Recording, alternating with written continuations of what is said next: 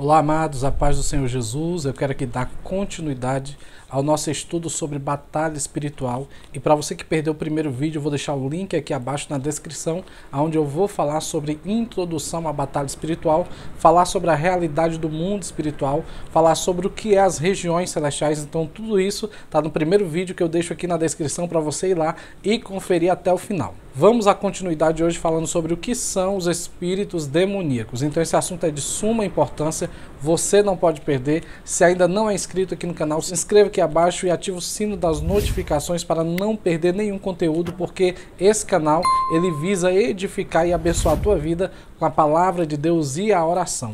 Então vamos ao assunto de hoje.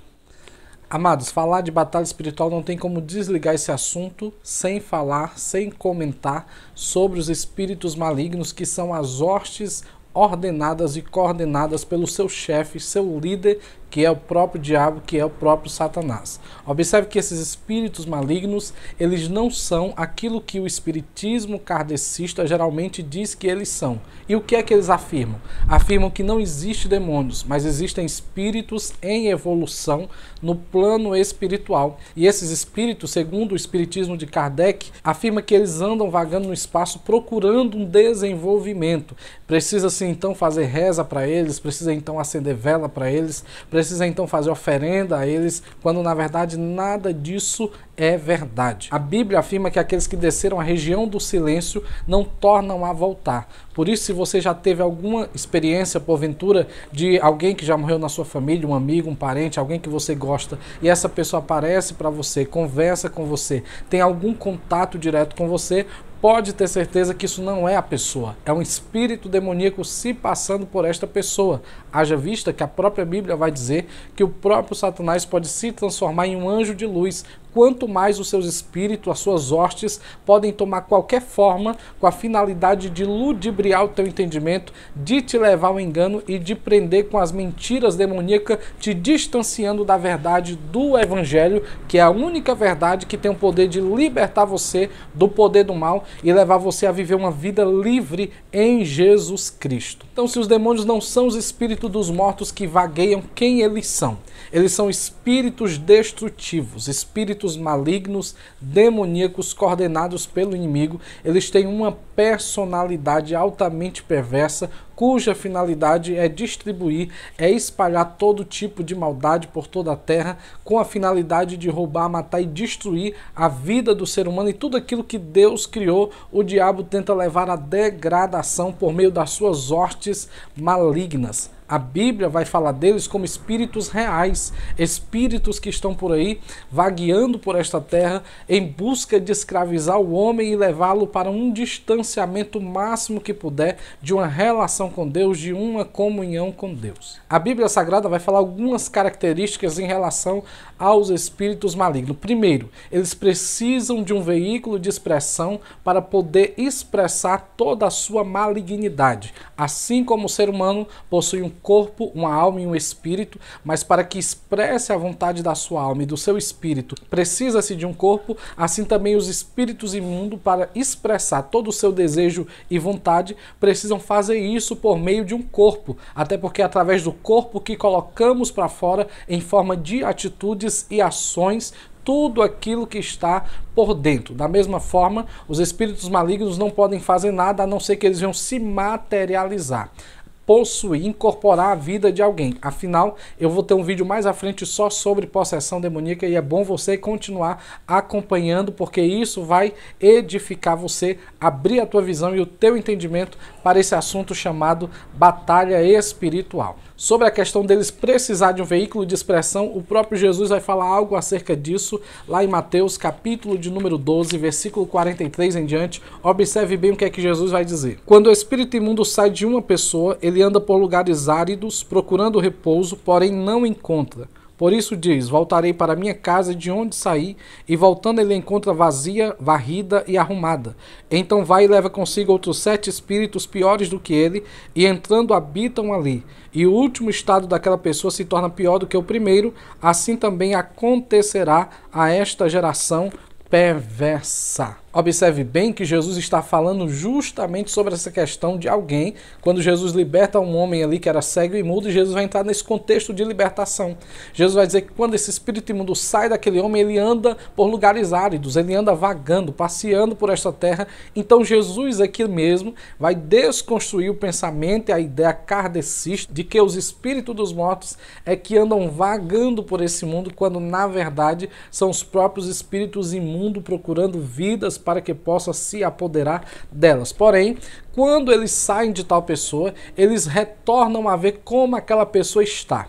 E Jesus vai dizer que quando eles voltam, eles acham a casa vazia, arrumada e adornada, então eles trazem consigo 7 espíritos piores do que ele, fazendo com que aquela pessoa venha se tornar pior do que antes. Observe bem que casa vazia, arrumada e adornada é uma casa com a ausência de Deus, onde Deus não habita lá, onde o Espírito Santo não faz morada. Então, se porventura Deus não habita e não reina no seu coração, essa casa está aberta para a habitação de espíritos demoníacos que podem vir a habitar na sua vida, pois é esse tipo de casa que eles procuram para poder fazer morada e destruir. Jesus disse que o segundo estado desta pessoa se torna pior do que antes. Observe que, baseado no que Jesus disse, se um espírito maligno ele faz um estrago na vida de uma pessoa, imagina 7, imagina 8, imagina uma legião que é comparada a cerca de 6.000 espíritos demoníacos habitando em apenas um só corpo. Isso gera um inferno na vida da pessoa, aqui mesmo em corpo físico. No meio desta terra, esta pessoa passa a viver um inferno na própria vida. Por quê? Porque os demônios estão fazendo um estrago na vida dela. Então eles precisam de um corpo para poder expressar a sua malignidade. A segunda verdade sobre os espíritos malignos é que eles possuem inteligência. Eles são seres, eles são personalidades inteligentes. E a Bíblia vai dizer acerca disso. Lá em Mateus capítulo de número 8, versículo 28 e 29, vai dizer assim: Quando Jesus chegou à outra margem, a terra dos Gadarenos, 2 endemoniados foram ao seu encontro, saindo dentre os túmulos. E eles eram tão furiosos que ninguém podia passar por aquele caminho. E eis que gritaram: O que quer conosco, Filho de Deus? Você veio aqui nos atormentar antes do tempo? Observe que esse texto fala do dado momento que Jesus está chegando na região de Gadara e havia 2 homens possessos ali, habitando no cemitério, nos túmulos. Eles estavam altamente possuídos por aquelas entidades, espíritos demoníacos, mas quando aqueles espíritos identificam que Jesus chegou naquele lugar, eles sabem que chegou ali uma autoridade superior, alguém com poder maior do que o deles, alguém que poderia dominar mais do que eles naquela região. Então eles vão até onde Jesus está e eles fazem 2 perguntas. Primeiro, que temos nós contigo, ó Filho de Deus? É uma pergunta inteligente porque eles sabem que Jesus não tem nenhuma relação com o reino das trevas. Haja vista que a Bíblia vai dizer que a luz não se une com as trevas, não há nenhuma comunhão entre Deus e Belial. Então, já que Jesus não estava ali amigavelmente, Jesus estava ali para expelir aquelas entidades da vida daqueles homens, tornar eles livres e mandar aquela entidade para fora daquele lugar. Logo, eles entenderam que Jesus estava ali para dissipar, destronar toda a ação deles na vida daqueles homens, tornando eles agora seres totalmente libertos do poder de Satanás. A segunda pergunta que eles vão fazer a Jesus é: vieste nos atormentar antes do tempo? Ora, observe que os demônios, eles são atormentadores da vida humana, eles atormentam, eles oprimem, eles fazem um inferno na vida do ser humano quando conseguem dominar esse ser humano, mas ao mesmo tempo eles são oprimidos, eles são atormentados pela presença de Jesus. É por isso que você tem que preferir andar com Jesus do que andar com esses espíritos malignos, porque enquanto eles têm o poder de atormentar o homem, Jesus é maior do que todos eles, a tal ponto de atormentar os próprios demônios com a sua presença, porque a presença de Jesus é gloriosa. O nome de Jesus é sobre todo nome, então nada pode deter o poder e a presença de Jesus quando ele está chegando ali naquele ambiente, quando ele está ali manifestando o seu poder e a sua graça. Por que eles perguntaram: vieste nos atormentar antes do tempo? Porque eles sabem que existe uma profecia, existe uma promessa de juízo contra eles, que o lago de fogo e enxofre está preparado, não foi preparado para o homem nem para a mulher, mas para o diabo e seus anjos. Jesus deixou muito claro que o lago de fogo é um juízo preparado para o diabo e seus anjos, porém nós sabemos que o diabo não quer ir sozinho para lá com seus demônios. Ele quer levar o máximo de pessoas que ele puder levar para o inferno juntamente com eles, porque ele quer destruir eternamente com a vida do homem e da mulher. Por isso eles sabem que há um juízo preparado, por isso eles perguntaram: vieste nos atormentar? Não chegou a hora, não chegou o tempo, mas claro que Jesus foi ali parcialmente julgá-los, expelir, expulsar e estabelecer o reino de Deus na vida daqueles homens. Por isso, tenha certeza disso, o diabo e os demônios aguardam um dia que serão atormentados por toda a eternidade no lago que arde de fogo e enxofre. E a terceira observação clara que a Bíblia dá em relação aos espíritos malignos é que eles são seres furiosos, altamente violentos e agressivos. Você vai ver em Mateus capítulo 8, versículo 28, que eles estavam ali furiosos com a presença de Jesus naquele ambiente, naquela terra de Gadara. E você vai ver também em Mateus capítulo 17, versículo 15, que um homem chega para Jesus e diz: Senhor, tem misericórdia do meu filho que tem convulsões, ora cai no fogo, ora cai na água, e eu vim aqui para que o Senhor venha fazer alguma coisa por ele. Observe que aquele filho daquele homem, ele estava possuído por uma entidade maligna